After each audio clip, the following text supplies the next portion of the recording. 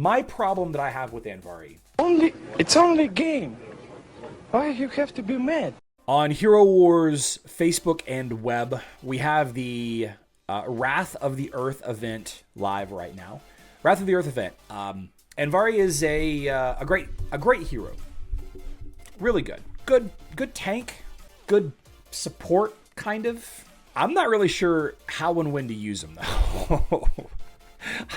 I mean, I kind of know, like, obviously use them to stop against displacement effects here. You have a big stun. Stuns the front line, right? Pretty cool. Living Earth. He protects himself and the nearest ally, prioritizing the ally in front of him from displacement effects. By the way, guys, I love this stellar skin so much. I love it. Stone Grasp. Summons a hand that grabs the lowest health enemy. The hand deals physical damage, stuns the target, and binds it to the ground for 2 seconds. And then finally, covers a low armor ally with a barrier that absorbs physical and pure damage. The hero protected by the barrier gains bonus energy for all damage absorbed. So, I wanted to try some stuff out here. I just wanted to kind of show off a couple of instances where Andvari could work out. You know, we like to try out different lines, and I'm going to show you guys a couple of things that could be seen as interesting. Well, actually, I'm going to show you the arena, the number 1 arena defense of Raven. Yeah, here you go. Andvari can take Dante. Pretty cool, right? Andvari can tank Dante. Now, this isn't a Nebula boosted Dante, but it can be done.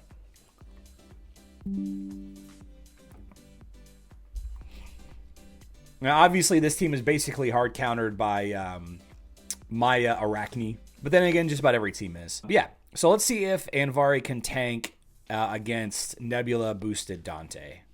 I'm sorry. Yeah, Nebula boosted Dante. So we'll try the same line. That is Andvari. And who was the last hero that I had? I don't know. We'll just try it. I just want to see if he can stand up to Nebula boosted Dante.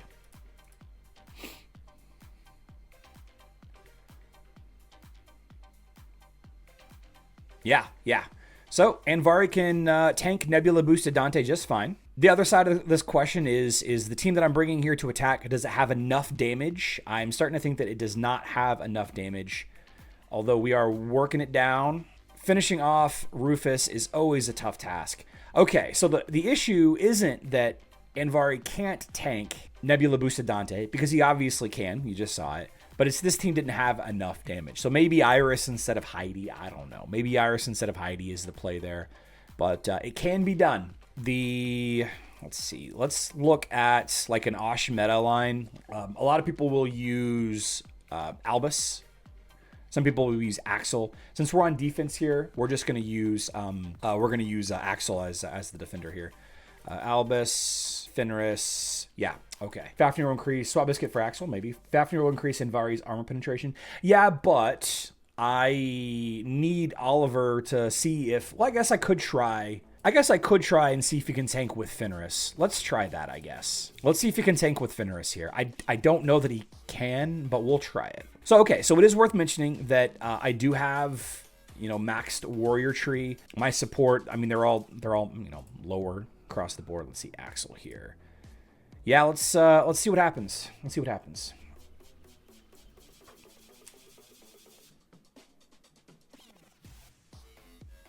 I mean, he's closer. Yeah, okay. So I don't know that Fenris against Nebula boosted Dante is the play there. I think I should stick to Nebula. Or I'm sorry, I think I should stick to Oliver and then maybe swap out my defenses in the back. Anyway, same kind of situation here. I want to see if he can hold up to Zhu. We're just going to keep using a similar line here. A common hero. I mean, I guess we can just use Celeste here. Celeste is going to be, or maybe we should use, actually, let's use Martha, because we would probably frequently use Martha against Zhu there. So let's try it. All right. So in my opinion, I think that Andvari built up enough with the right supports. And, admittedly, we do have 2 healers here, Maya and Martha. With the right supports, I think Andvari is tank enough. I think Andvari is definitely thick enough to be your third your third tank. And here we go again, not having enough damage. Yeah. Maybe we shouldn't use the Stunlock team every time. The point is there, he can tank just fine. Let's try an Iris line. Okay, this was a defender that we defeated yesterday in the Citadel and Guild Wars.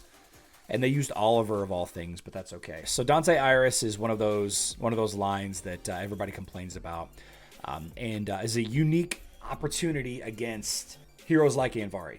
That aren't designed to be tanks. Iris could potentially push you out much easier. We don't need to use Morgan here, though having an armor penetration artifact would be incredibly beneficial. I mean, I guess we could just stick with the same Stunlock team. We're obviously not doing enough damage here. Who is a hero that everybody might have? So we can put Iris in that last position.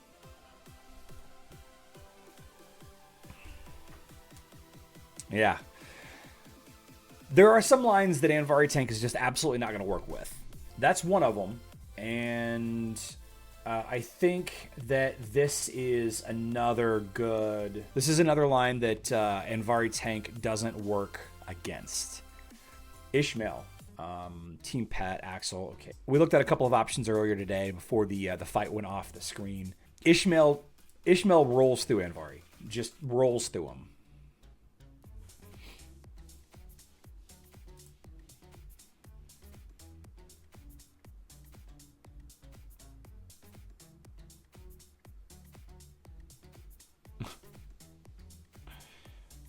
Raven, is that your mirror situation?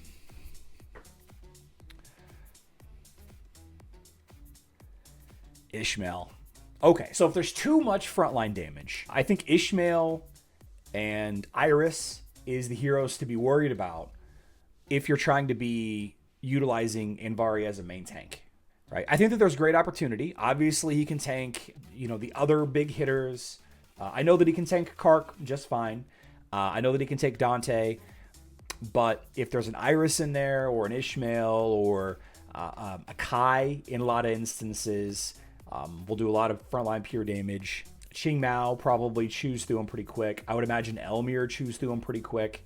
Use Andvari as main tank. Celeste make a lot of damage versus him too. I can see that, yeah. So the point of this last little bit is basically just to talk about how you could use Andvari as a main tank, right? And I think that he's a very cool looking hero and ultimately a hero that you could consider leveling if you're thinking about a third tank option, but you don't want to level up another tank. My problem that I have with Andvari, I don't know why I would level Andvari over just a tank. They both require strength skin stones. I guess, and then, this is a Facebook and web specific discussion. Andvari on mobile obviously is a must-have if you see a lot of Kark teams. I think that I guess he helps against Dante. I guess he helps against Lars. I don't know. He does drop a big rock. Nature Guy says my Andvari is near 160k and I regret him as a tank. Okay. Well, there you go. I just don't know why I would. I don't know why I would level him up over, like in this instance right here. I would have to choose between, I guess, Cleaver or Rufus as my third. I guess really my fourth tank, because I already have Astaroth and Aurora pretty high. That's interesting. My Aurora is higher than my Astaroth. Oh, it's because of Ascension. Because my Aurora Ascension is max, but my Astaroth is not. I mean, I'm all about Corvus too. Yeah, I just don't see the point. Andvari on mobile is an absolute beast. He's incredible on mobile.